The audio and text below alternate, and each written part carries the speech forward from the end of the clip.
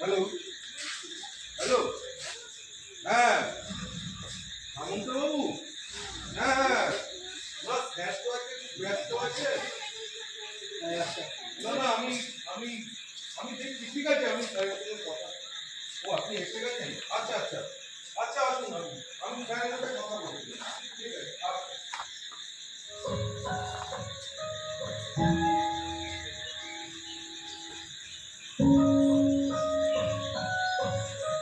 কি হলো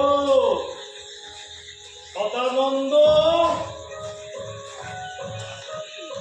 আর কত দেরি করবে?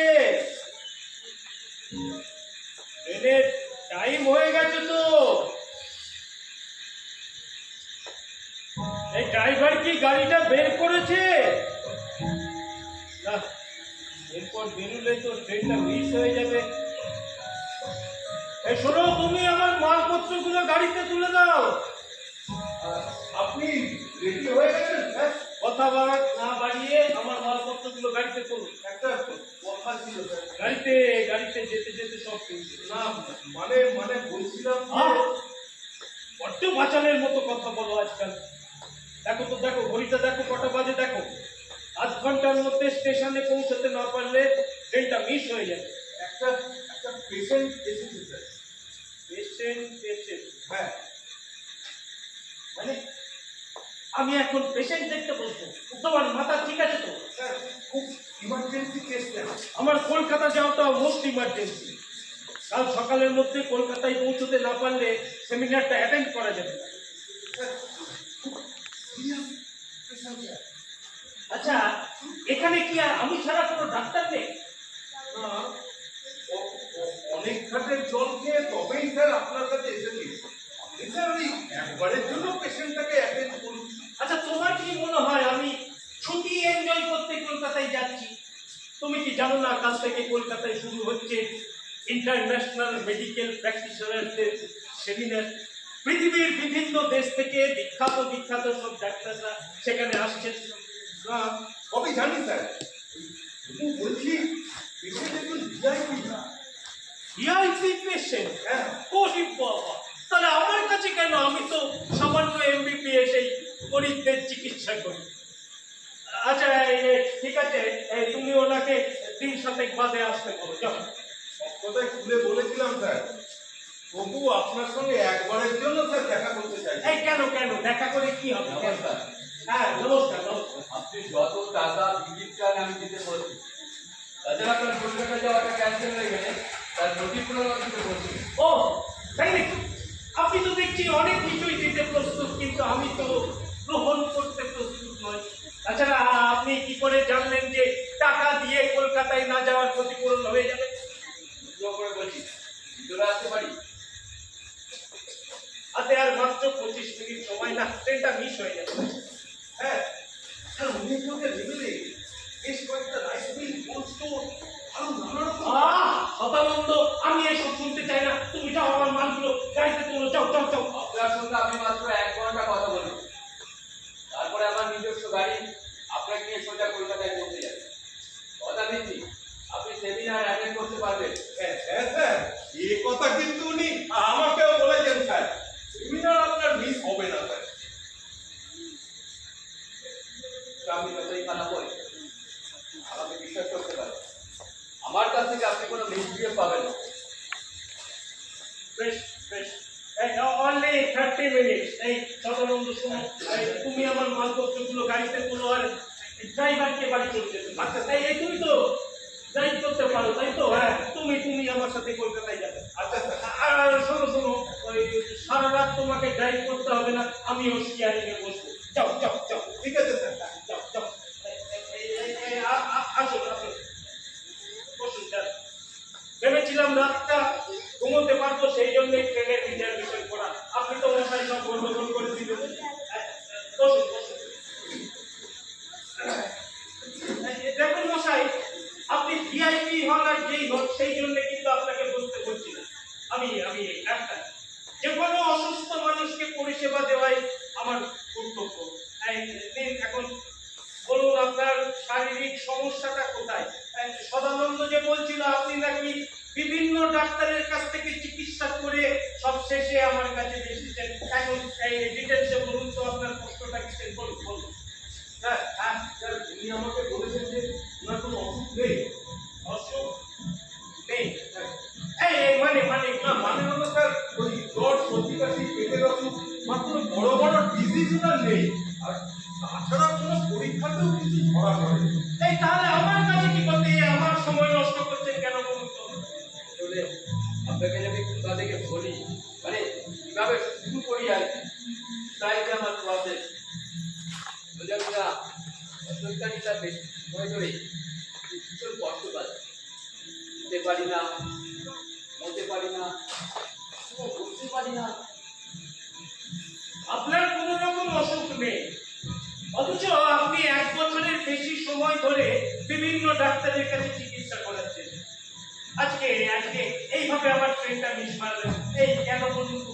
আমি কি আপনার কোনো ক্ষতি করেছি? আরে না না না না না, কি করতে তাহলে আমাকে কেন বাধ্য করলেন বলুন তো ট্রেনটা মিস করাতে? দেখুন দেখুন মশাই, আমি আপনাদের মতো এইসব রাজনীতি বুঝি না, আর বুঝতেও চাই না। আপনার কাছে কখনো অনুগ্রহ ভিক্ষা করতে চাইনি আমি।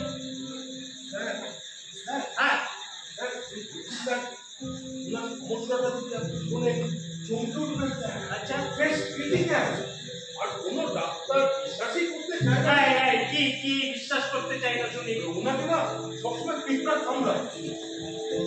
কি কামড়ায়? পিঁপড়া, কেন ছোট ছোট লাল লাল পিঁপড়া কামড়ায়। কেন আপনি কি ওই রসগোল্লা নাকি যে পিঁপড়ের পাল আপনাকে ছেঁকে ধরবে? তবু একটা জায়গায় বেশিক্ষণ বসতে পারি না বা দাঁড়াতে পারি না, খানিক্ষণ বসেই আমার শরীরে পিঁপড়ে উঠে পড়ে। এক কাজ করুন, কালকে বাজার থেকে নিম পাতা কিনে খাওয়া শুরু করুন। একই সঙ্গে নিম পাতার রস শরীরের বিভিন্ন অংশে ঢেকে দিন, তাহলে নিশ্চয়ই পিঁপড়ে কামড়াবে না।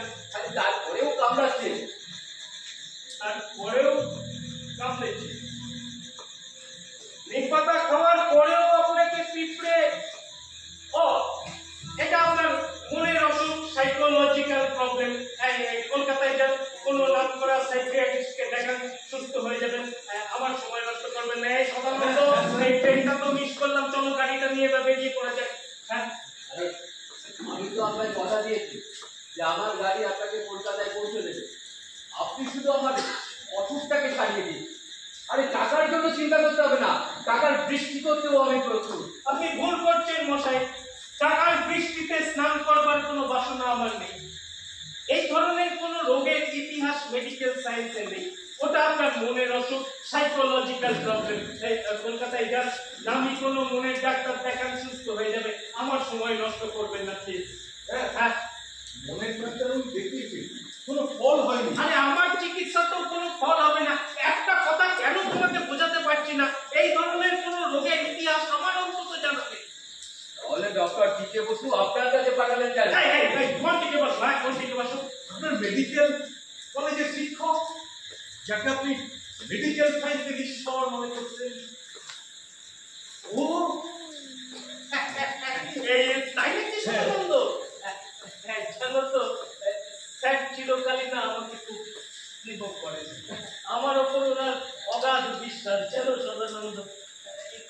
কিন্তু কিন্তু আমি তো মেডিকেল সায়েন্সের বাইরে কোন রকম অলৌকিক জাদুবিদ্যায় বিশ্বাস করি না। আচ্ছা, আপনি এক কাজ করুন, এই দেশে হাজার হাজার মন্দির আছে, গুরুজি বাবাজিদের সব আখড়া আছে, সেই সব জায়গায় চলে যান। আমার সময় নষ্ট করবেন না প্লিজ। সেসব জায়গাতেও ঘোরা হয়ে গেছে। আরে কি মুশকিল, তাহলে আমি কি এই দেখুন, আমার মুখের দিকে তাকিয়ে কোনো লাভ নেই। আপনার চিকিৎসা করা আমার সাধ্যের বাইরে, প্লিজ আপনি যান।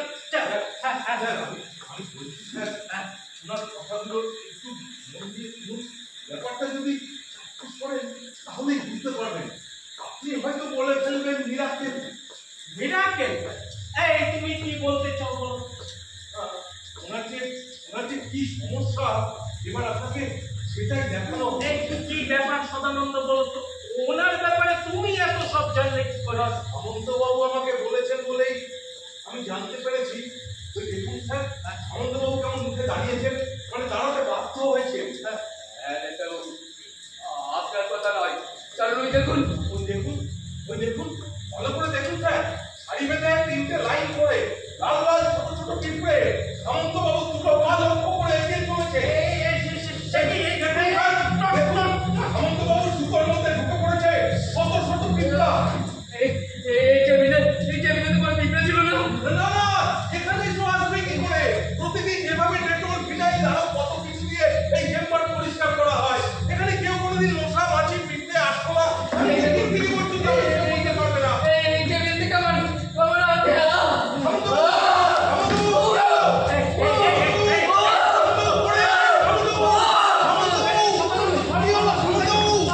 বাবু,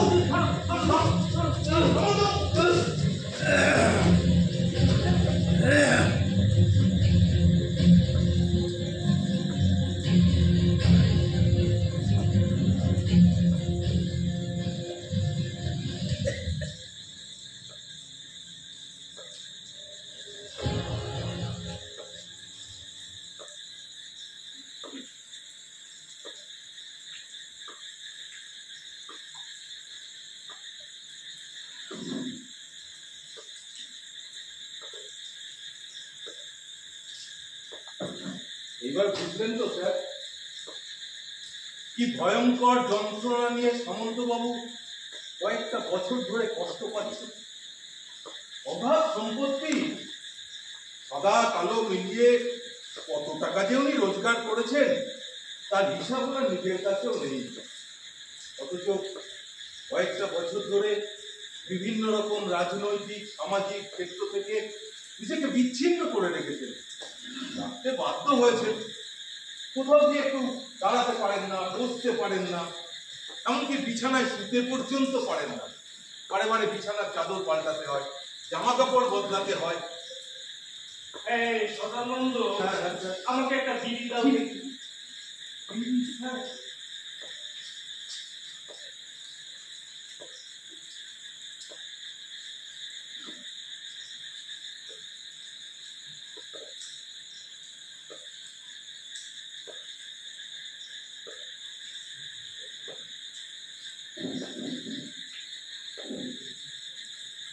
আচ্ছা, ওনাকে কি এর আগেও ইঞ্জেকশন দিয়ে ঘুম পাড়িয়ে রাখা হতো? হ্যাঁ, সেটাই তো জানি, আর সেই কারণেই আমি আপনাকে বললাম স্যার একটা পিঠির বিল করতে, তাহলে তো আমাকে শান্ত করাই যাবে না। কিন্তু এভাবে চললে তো উনি মারা যাবেন। হ্যাঁ, ডাক্তারবাবুরা তো সেটাই মনে করেন। এছাড়া তো কোনো উপায়ও আমি দেখছি না। নানা রকমের টোটকা চিকিৎসা এর আগে হয়েছে, যেমন সারা গায়ে কেরোসিন তেল মেখে রাখতে। একবার তাই সাধু বাবা বললেন কাঁটা দিয়ে কাঁটা তুলতে হবে। সাধু বাবার কথা মতো সারা গায়ে ছোলা গুড় মেখে ঘুমোতে যেতে। সে ব্যবস্থাও চিরস্থায়ী হলো না, অর্থাৎ পিপিলিকার দলকে বিভ্রান্ত করা গেল। দিন যেতে না যেতেই তারা আবার ঝাঁকিয়ে ঝাঁকিয়ে এসে উপস্থিত হলো। বিছানায় শুতে গেলে বিছানার চাদর লাল পিপিলিকার রঙে রাঙিয়ে যেত। পরনের জামা কাপড়ে থক থক লাল লাল পিপিলিকা বাসা বাঁধত। আর যে কত কাণ্ড ঘটে গেছে। প্রথমে থেকে আমি ভেবেছিলাম সাইকোলজিক্যাল প্রবলেম, কিন্তু নিজের চোখে ওই লাল লাল পিপিলিকার মিছিল দেখে এখন তো মনে হচ্ছে আরো বড় ভয়ঙ্কর ভবিষ্যৎ অপেক্ষা করছে। হ্যাঁ, এই সমস্ত দেখে শুনে অনেক ডাক্তারবাবুই মনে করেন ওই সামন্তবাবুর মৃত্যু নাকি লাল পিপিলিকার মিছিলের হাতে। হ্যাঁ, এখন তো আমারও তাই মনে হচ্ছে। কি বিভৎস পরিণতি বলো তো। স্যার, স্যার আমার একটা কথা শুনবেন? হ্যাঁ, বলো বলো। এই লোকটা ব্যক্তিগত জীবনে যত খারাপ কাজই করে থাকুক না কেন, তবু তো মানুষ। এই লোকটা যে রাজনৈতিক দলের নেতা, সেই দলটা তো কোনো সৎ ভদ্রলোকদের নিয়ে তৈরি হয় না, এর যাই হোক না কেন স্যার, স্যার আপনি তো স্যার ডাক্তার, আর ওই সুখ্যাত ক্রিমিনালরা যখন অসুস্থ হয়ে পড়ে তার চিকিৎসা করবার কর্তব্য স্যার আপনার। তাছাড়া স্যার আরেকটা প্রশ্ন আছে, আপনি আগামীকাল যে সম্মেলনে যাবার কথা ভেবেছেন বা প্রস্তুত হয়ে উঠেছেন, সেই সম্মেলনে পৃথিবীর বিভিন্ন দেশ থেকে আসা ডাক্তারবাবুরা তাদের ডাক্তারি বিদ্যার বিভিন্ন দিক নিয়ে আলোচনা করবেন, হয়তো বা নতুন দিশাও দেখাবেন। স্যার আমি বলছি এই রোগটা ওটা রোগ নিয়ে আপনি গবেষণা শুরু করুন, আপনার সামনে সেই সুযোগ অপেক্ষা করছে। আর এই লোকটাকে যদি আপনি আবার সুস্থ করে সামাজিক জীবনে একবার ফিরিয়ে দিতে পারেন। আর তুমি ঠিক কথাই বলেছো সদানন্দ, এই ধরনের চ্যালেঞ্জিং সুযোগ তো খুব বেশি আসে না। কিন্তু আমি একটা অন্য কথা ভাবছি। কি কথা স্যার? কিছুতেই বুঝে উঠতে পারছি না কিভাবে এই লাল পিঁপড়ের রহস্যের সমাধান করা যায়। চিকিৎসা শাস্ত্রে এই ধরনের সমস্যার সমাধান কি আদৌ সম্ভব? আপনার মুখে আমি একটা রুগীর কথা শুনেছিলাম। চিকিৎসা জীবনের শুরুতে আপনি তার চিকিৎসা করেছিলেন। এই তুমি তুমি কার কথা বলছো বলো তো? আমাদের এই সামন্ত বাবুর মতোই ওই লোকটা বেশ প্রভাবশালী মানুষ ছিল। তার শরীরের চামড়া ধন্ডারের চামড়ার মতো হয়ে যাচ্ছিল, ইঞ্জেকশন পুশ করতে গেলে নিডিল ভেঙে যাচ্ছিল। হ্যাঁ হ্যাঁ, মনে পড়েছে মনে পড়েছে। বাবা বাবা সদানন্দ, বাবা তোমার তো দেখছি সব কথাই বেশ মনে থাকে। হ্যাঁ বাবা বাবা, কিন্তু কিন্তু সদানন্দ, তাকে তো আমি সুস্থ করতে পারিনি। আপনারাও তিনি নিজেই সুস্থ হতে চাননি। তবে তবে সেই লোকটার চিকিৎসা করতে গিয়ে আপনি যে মেথড বেছে নিয়েছিলেন ঠিক ঠিক একই পদ্ধতি যদি স্যার কেন, মানে আমি বলতে চাইছি স্যার, সেদিনকে একটা মানুষের অন্ডারে রূপান্তরিত হবার রহস্যকে আপনি যেভাবে বের করেছিলেন ঠিক একইভাবে যদি এখানেও। That's right, that's right. তোমাকে তোমাকে অসংখ্য ধন্যবাদ সদানন্দ। তাহলে তো এই লোকটার জীবনের ইতিহাস আমাকে জানতে হবে। একজন গোয়েন্দা যেমন অপরাধীকে কাল্টিভেট করে অপরাধের উৎস সন্ধান করে, ঠিক সেই একই ভাবে আমাকে এগোতে হবে। হ্যাঁ কি তাই তো সদানন্দ? হ্যাঁ স্যার, তাহলে আমাদের সেই চেষ্টাই করতে হবে। কিন্তু হেমন্তবাবু কি আমাকে সাহায্য করবে? তিনি কি আমাকে জানাবেন তার জীবনের নানান ঘটনার ইতিবৃত্ত? হয়তো জানাবেন, আর যদি না জানান আমাদের খুঁজে বার করতে হবে। কিছুই খুঁজে পাওয়া যাবে না। কে কে কে ওখানে? যদি বা খুঁজে পাওয়া যায়, কিছুই প্রমাণ করা যাবে না। এই বাইরে কে কে কথা বলে? ও তার ভগবান, এসব নিয়ে বছরের পর বছর তর্ক বিতর্ক চলে আসে। কেউ কি প্রমাণ করতে পেরেছে ও তার ভগবানের অস্তিত্ব? আপনি যেই হন না কেন ভেতরে আসুন। আসতে পারি, দাঁড়িয়ে দেবেন না তো?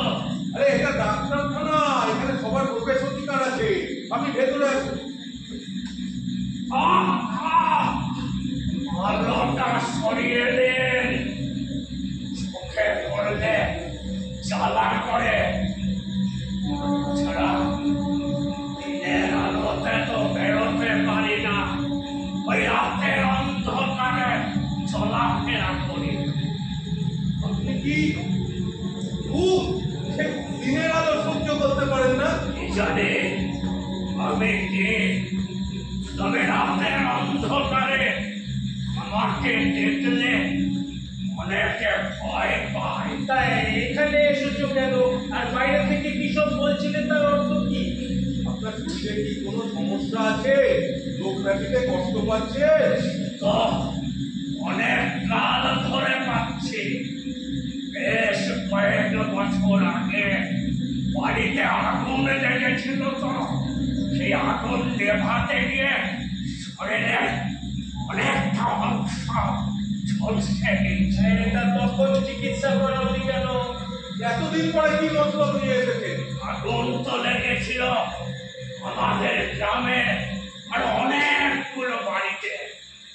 বলা যায় অনেকে সেদিন জ্যান্ত পুড়ে মরেছিল। আপনি কোন গ্রামের কথা বলছেন? সেই মন্ডল সম্প্রদায়ের গ্রামের কাছে মুসলিম? ঠিক করেছে, গ্রামের জ্যান্ত মানুষ যারা তারা সবাই একই পথে পালিয়ে বেঁচেছিল। ওটা তো এখন শ্মশান। আরে সে তো 500 বছর আগের কথা। তা আপনি এখন এই সময় এখন আপনি কি মনে করেন? জ্বালা যন্ত্রণা সহ্য করতে করতে একটা সময় যখন আর কোনো অনুভূতি থাকে না, কিন্তু বেঁচে ওঠার লোক তো থাকে। বেঁচে উঠতে মানে আপনি কি মরে গেছেন? আরে হাসছেন কে? আমি কি হাসির কথা বললাম? এই দেখুন ডাক্তারবাবু ব্যস্ত আছে, আমাদের এভাবে সময় নষ্ট করবেন না। এই কারণে ব্যস্ত আছেন সেটা জানি, আর সেই জন্যই তো এলাম। কিভাবে জানলেন? আর সেই জন্যই এলাম মানে কি কি? আপনারা লাল পিঁপড়ের রহস্য নিয়ে ওই জলে আসছে মনে হচ্ছে। আচ্ছা, সত্যি করে বলুন তো কি চান আপনি? ওই লোকটার লাল পিঁপড়ের রহস্য উদ্ঘাটন করতে চায়। আশ্চর্য, ওই লোকটাকে আপনি চেনেন? এই অঞ্চলের সবাই ছিল। আরে এই অঞ্চলে সবার চেনার সঙ্গে আপনার চেনার কোনো পার্থক্য আছে কি? আরে বাবা, এতক্ষণ আমার সঙ্গে কথা বলে তাহলে কি বুঝলে? আপনারা ওই লোকটার রোগে নিয়ে যে অথই জলে ভাসছে সেটা বুঝতে পারছি। ডাক্তারবাবু, আমি কিছুতেই বুঝতে পারছি না যে আমাদের এই ডিসপেন্সারি খবর এই 1 ঘন্টার মধ্যে বাইরে কিভাবে চলে গেল। তাই তো। যদি বলি ওই লোকটাকে যেভাবে লাল পিঁপড়ের বেছে সকাল সন্ধে তারা করে বেড়াচ্ছে, ঠিক সেইভাবে ওই লোকটার সকাল সন্ধে গতিবিধি চারিদিকে প্রচার হয়ে যাচ্ছে।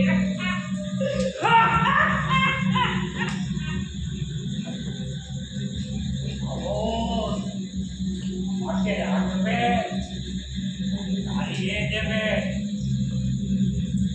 আচ্ছা, বেশ।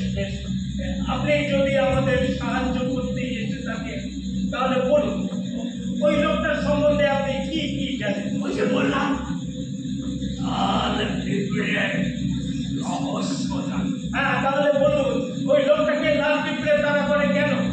একটা শর্ত আছে। আবার শর্ত কেন? আরে বাবা, এই বিশ্ব ব্রহ্মাণ্ডে সব কিছু শর্তের নিয়মে চলছে। ওই নিঃস্বার্থ কথাটা একেবারেই বাজে কথা। আচ্ছা, বেশ, বলুন আপনার কি শর্ত বলুন। ওই লোকটাকে লাল পিঁপড়ের হাত থেকে বাঁচিয়ে দেবার আগে আমার মেয়েটাকে জ্বালা যন্ত্রণা মুক্ত করতে হবে।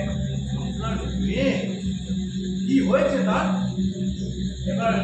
এবার সঠিক করে বলুন তো, আপনি কোথা থেকে এসেছেন, কেন এসেছেন, আর ওই যে ঘরে যে লোকটা শুয়ে আছে তার সঙ্গে আপনার কি সম্পর্ক, আর আপনার মেয়ে কোথায়, কি হয়েছে তার? বলবো, এই নিশ্চয়ই বলবো। বলবার জন্যেই তো এখানে এসেছি। তবে তার আগে একটা ব্যবস্থা করো। ওই গোয়েন্দারা যেমন অপরাধীদের মুখোমুখি বসিয়ে জেরা করে, ঠিক সেই রকম ব্যবস্থা। আপনি ভুল করছেন, আমি গোয়েন্দা নই, ডাক্তার। আরে বাবা, এই তো কিছুক্ষণ আগে আপনি তো বললেন ডাক্তারকেও রোগের কারণ খুঁজতে গেলে, জানতে গেলে মাঝে মাঝে গোয়েন্দা হতে হয়। আমাদের চারিদিকে মারাত্মক সব ভাইরাস, ব্যাকটেরিয়া সব ঘুরে বেড়াচ্ছে, কেঁদে করছে। সুযোগ পেলেই আপনার শরীরের মধ্যে ঢুকে পড়ছে। মানুষের মতো জীবজন্তুদের শরীর ছাড়া ওই সমস্ত ভাইরাস ব্যাকটেরিয়া তো আসতে পারে না। আপনি এত সব জানলেন কি করে? আপনাকে দেখে তো মনে হচ্ছে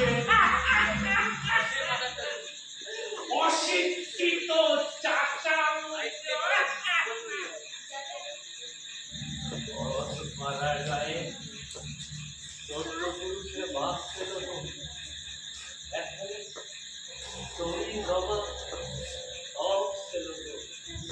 ওই সমস্ত আগর কবিদের সৌন্দর্যে সব গেছে। এছাড়া আমাদের পিতৃপুরুষের একটা অনুরূপী কবিরা বেশ কয়েক বছর আগে ওই সরকারে গিয়ে একটা আয়ুর্বেদিক কলেজে ভর্তি করেছিলাম। তাই নাকি? ও আপনিও তাহলে ডাক্তার? না না, এরকম কিছু নয়। আপনারা হলেন আমাদের কাছে ভগবানের মতো। আমরা হলাম ওই গ্রামের ওই গরিব পূর্ব মানুষদের অতি সাধারণ রোগের চিকিৎসা করি। এ যাই হোক, এই আপনার কথা শুনে কিন্তু এই দেখুন, আপনাকে যদি কিছু খারাপ কথা বলে থাকি ক্ষমা করে দেবেন, কেমন? আরে মশাই, আমার এই চেহারা দেখে সবাই ভুল করে। আপনি তাহলে বলছেন সামন্তবাবুর মুখোমুখি হতে চান? বিলক্ষণ, কিন্তু তার আগে আমার মেয়েটাকে যে দেখতে হবে। আপনার মেয়ে? আরে বাইরে দাঁড় করিয়ে রেখেছেন নাকি? কি মুশকিল একটা মেয়েকে বাইরে দাঁড় করিয়ে রেখেছেন। যান যান, নিয়ে আসুন, নিয়ে আসুন। আসলে আমার মেয়েটাও আমার মতো দিনের আলোতে বেরোতে পারে না, রাতের অন্ধকারেই চলাফেরা করে। ওকে দেখলে অনেকে ভয় পায়। ভয় পায় মানে? খুব খারাপ দেখতে? মুসলিম দর্শনের মেয়েরাও তো চলাফেরা করে, হাটে বাজারে যায়, বিয়ে খাওয়া করে সংসার ধর্ম করে। তো আমার মেয়ে যে থামলেন কেন? বলুন বলুন, আপনার মেয়ে কি?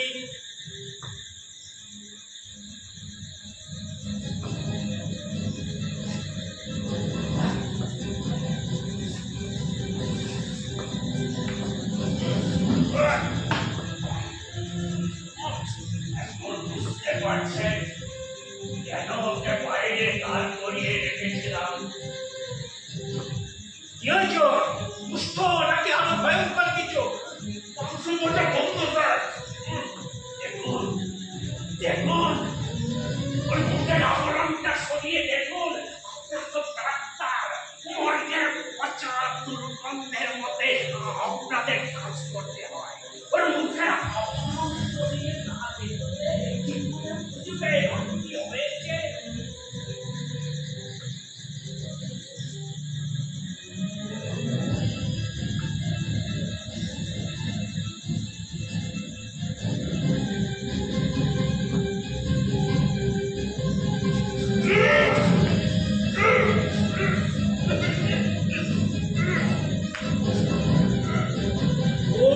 এই অবস্থা হলো কি করে?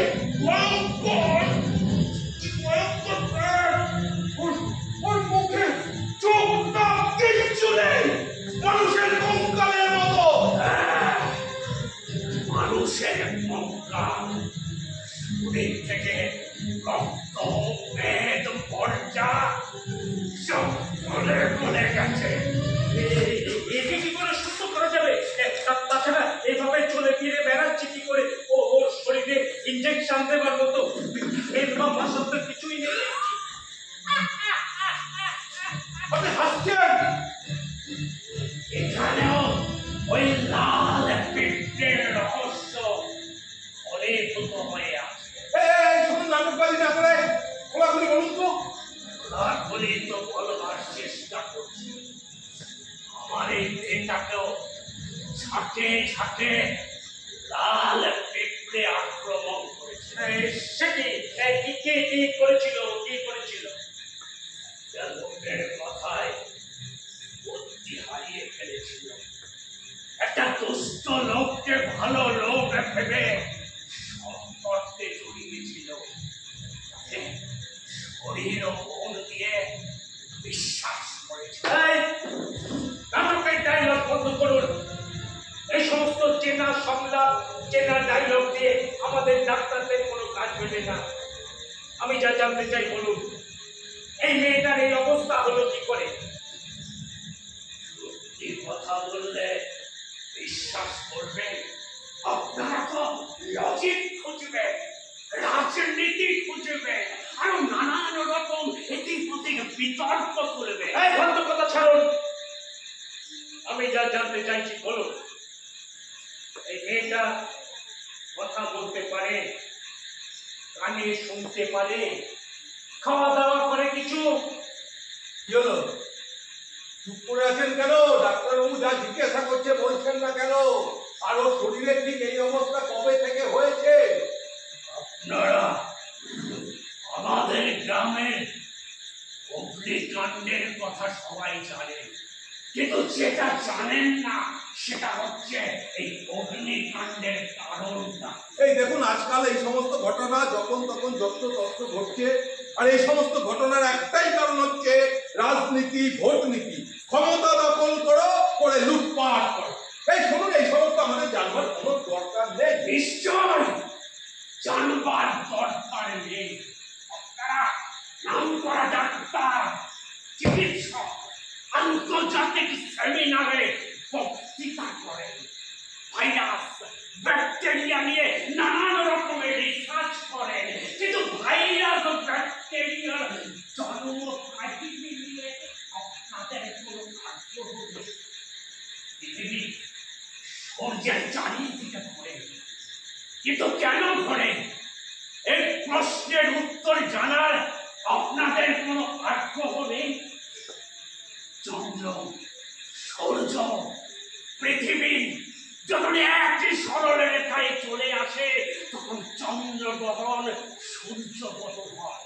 কিন্তু কেন হয়, কেন একই সরলরেখায় চলে আসে, সেই উত্তর খোঁজার আপনাদের দায় নেই। বেশ, বলুন আপনাদের গ্রামের অগ্নিকাণ্ডের কারণ কি ছিল বলুন। আমার এই মেয়ে, আপনার মেয়ে? এই ব্যাখ্যা করুন, ব্যাখ্যা করুন, কি করেছিল আপনার মেয়ে, ব্যাখ্যা করুন। আগেই তো বললাম একটা লোককে ভালোবেসেছিল, ভালোবেসে তার বিছানায় উঠেছিল, আর খুন হয়েছিল। খুন? খুন? এই, খুন হয়েছিল মানে কে কে কে খুন করেছিল? আপনার মেয়ে যদি খুন হয়ে থাকে তাহলে এই মেয়েটাকে? এই দেখুন মশাই, আমি আপনাকে প্রথমে বুঝতে পারিনি, কিন্তু কিন্তু যখন থেকে আপনাকে আমি বোঝা শুরু করেছি তখনও মনে হচ্ছে আপনি সোজা কথা সোজাভাবে বলছেন না, জটিল করে দিচ্ছেন। ডাক্তারকে রাজনৈতিক বিজ্ঞান, সামাজিক বিজ্ঞান জানতে হবে না এটা আমি বলি না। মানুষের অ্যানাটমি যেমন আমাদের শিখতে হয়, ঠিক সেই একই সাথে মানুষের সাইকোলজি, ফিজিওলজি যদি আমরা না জানি, না শিখি, তাহলে রোগের কারণ সন্ধান করতে পারবো না। এ ব্যাপারে আমি আপনার সঙ্গে একমত। কিন্তু কিন্তু আপনি যখন বলছেন আপনার মেয়ে খুন হয়েছিল, আবার সেই খুন হয়ে যাওয়া মেয়েটাকে আমাদের সামনে এনে দাঁড় করিয়ে দিচ্ছেন, তখন তখন আপনাকে বুঝতে গিয়ে না আমি বিভ্রান্তির শিকার হয়ে পড়ছি। সেটাই স্বাভাবিক, আমি মানছি। এখানে এসে ব্যাপারটা খুব নাটকীয় হয়ে যাচ্ছে, কিন্তু আমি কি করবো বলুন তো? আজকের এই সমাজ গঠনের মধ্যে নানান রকমের নাটকীয় জটিলতা অন্ধে অন্ধে ঢুকে পড়েছে। এই দেখুন, রাত প্রায় শেষের দিকে। আমাদের আজকে সন্ধ্যের গাড়িতে ডাক্তারবাবু কলকাতায় যাওয়ার কথা ছিল, সেটা ভেস্তে গেছে। তারপর আমরা ঠিক করলাম ডাক্তারবাবুর মোটর গাড়ি নিয়ে বেরিয়ে পড়বো। এখন তো দেখছি সেটা ভেস্তে যেতে বলেছে। সদানন্দ, এই রহস্যের উদ্ঘাটন না করে আমি তো আমার চেম্বার থেকে বেরোতে পারবো না। স্যার, স্যার আমি বলছি স্যার, এই লোকটা খুব জাল। স্যার, একে আর পাত্তা দেওয়া চলবে না স্যার। আমার কথা শুনুন, আমার সঙ্গে চলুন, এখনো সময় আছে। কালকে বিকেলে আমি পৌঁছে যেতে পারবো। স্যার, সেমিনারটা তো স্যার অ্যাটেন্ড করা দরকার। না সদানন্দ, না। আজ সন্ধ্যাবেলা থেকে যে নাটকটা এখানে শুরু হয়েছে তার অন্তিম দৃশ্য না দেখে আমি তো আমার চেম্বার থেকে বেরোতে পারবো না। এই আপনি বলুন তো, আপনার মেয়ের এই অবস্থা হলো কি করে, বলুন বলুন। তাহলে তো ওই লোকটাকে রাখতে হবে। ওই লোক লোকটাকে ইনজেকশন দিয়ে ঘুম পাড়িয়ে রাখা হয়েছে, ওকে ডাকা যাবে না। আপনি যেটা বলতে এসেছেন খোলাখুলি বলুন। আরে সামন্তবাবু, আপনি উঠে এলেন কেন? শরীরে ইঞ্জেকশনের প্রভাবটা ছিল অল্প কিছু। আজ হয়তো লাল পিঠের জল উঠে কোথাও খেতে বসে আছে, কেন জানি না। এখন আমার মনে হচ্ছে এর থেকে আমার আর কোনো বিস্তার নেই। কত কিছু তো করলাম, 7টা দিন নদীতে বজ্রা ভাড়া করে এসে থাকলাম। 8 দিনের মাথায় লাল পিঁপড়ের ঝাঁক সাঁতরে সাঁতরে সাঁতরে আমার বজ্রই হয়ে পড়লো। সামন্তবাবু, কোথায় যাবেন? আপনি বলতে দিন আমায়। জন্মেছিলাম নিম্ন মৃত্যু পরিবারে, তারপর কখন সব হয়ে গেল। আজ প্রতি ক্ষমতা বাড়িতে নিজেকে আবিষ্কার করে ফেললাম। তারপরে থেকে মনে হলো এই চারিদিকে ভোগ করবার মতো যা কিছু আছে সেসব আমার চাই। আমার হাতের রং সুচালো হয়ে উঠলো, আমার মুখের 32 পাটি দাঁত ক্রমশ বেরিয়ে আসতে লাগলো। বাঘের মতো ঝাঁপিয়ে পড়লাম, শুরু করে দিলাম উৎপাত। সামনে কোনো প্রতিদ্বন্দ্বী ছিল না, তখন থেকে শুরু করে দিলাম লাল পিঁপড়েগুলোকে পায়ের তলায় পিষে মার। কিন্তু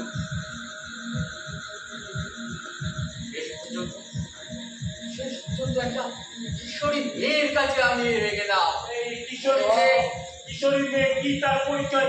হ্যাঁ, কি তার পরিচয়? জানি না, জানবার চেষ্টাও করিনি। কিশোরী মেয়েটাকে পলক করতে গিয়ে আমার বিছানায় তুলেছিলাম। তারপরে রক্ত মাংস খেয়ে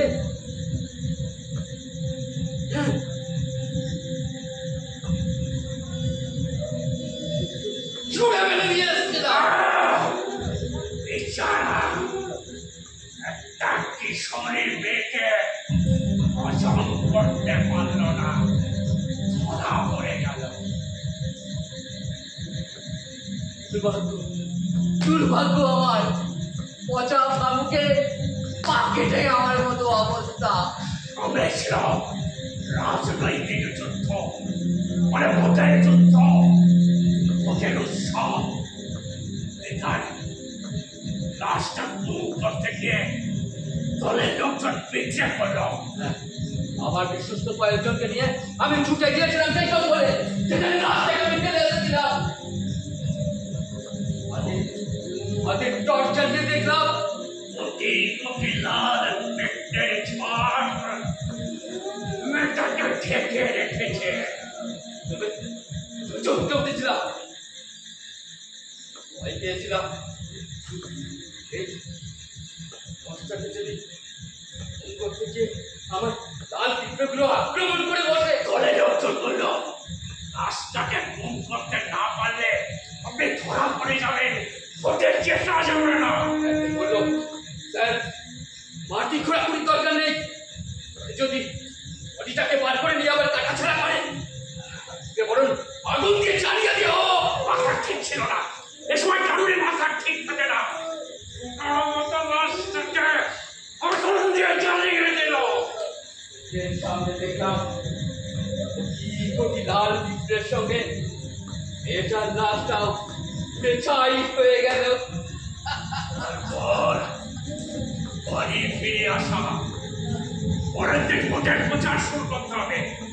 মাথাটা ঠান্ডা রাখা দরকার, মিটিংয়ের পর মিটিং ভাষণ দিতে হবে, ইলেকশন মেশিনারি ঠিক করতে হবে। সকালবেলা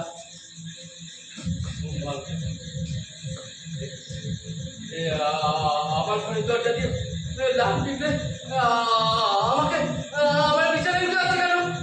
আমি হাতের কাছে চাকরি পেলাম, সেগুলো দিয়ে করলাম। দলে দলে উঠে আসতে লাগলো, ছড়িয়ে পড়তে লাগলো শরীরের কাছে।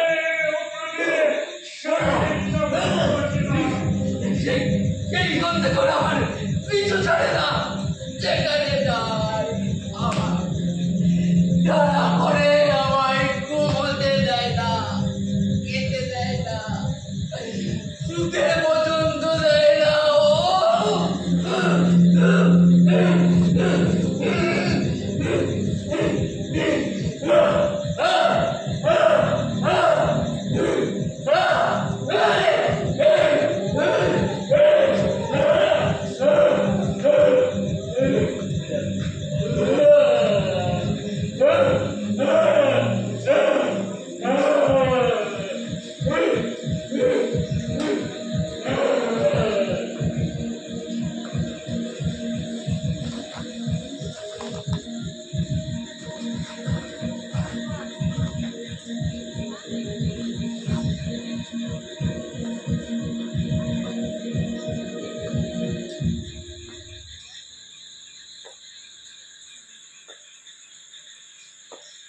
স্যার স্যার স্যার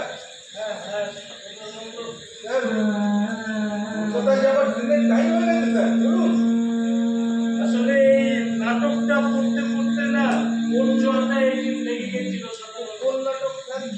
ওই সুব্রত কাঞ্জিলালের লেখা আমি পড়তে। ও ওই যে স্যার, ওই যেটা ওই লাল পিঁপড়ের ঘটনা। হ্যাঁ হ্যাঁ, ঠিক ঠিক ও ঠিক। আচ্ছা আচ্ছা। হ্যাঁ, চলো চলুন স্যার। চলো সাধারণত তাহলে এবার এগুলো যাক। হ্যাঁ হ্যাঁ স্যার। চলো চলো চলো চলো।